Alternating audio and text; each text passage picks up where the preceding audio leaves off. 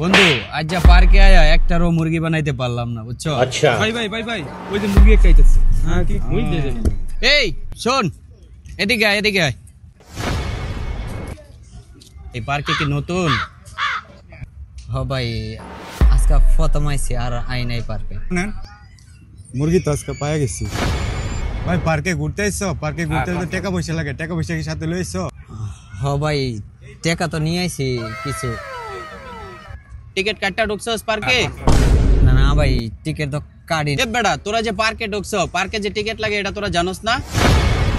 হ্যাঁ, পার্কে ঢুকছি বেলা টিকিট কাটছিলে? নাই, টিকিট কাউন্টার কোনো। তোরা দুইজন এনে ব, আমরা যাই টিকিটটা কাটটা নিয়ে আহি। কয়টি আনছো দেখি একটু বার করো তো। কি হইলো, মানি ব্যাগ নিলেন কে রে ভাই? তোরা এনে ব, আমরা টিকিট কেটে নিয়ে আহি। ভাই দোনোটারে উঠবো না? হ্যাঁ রাজা গেছে, টিকিট কেটে লিয়ে আইব নি, আমরা কইছি বইতাম না। আই বই কি করাম। কি ভাইয়া, দেখলাম অনেকক্ষণ ধরে এই জায়গায় বয়ে রইছেন, কারণ কি? হ ভাই, তিন বড় ভাই এনে বসে আছিল। আচ্ছা আমরা মানি ব্যাগ নিয়ে গেছে, কইছে টিকিট কেটে বলে নিয়ে আইবো। এখন আইতাছে না, 4-5 ঘন্টা হয়ে গেছে, পার্ক বন্ধ হয়ে যাইবো।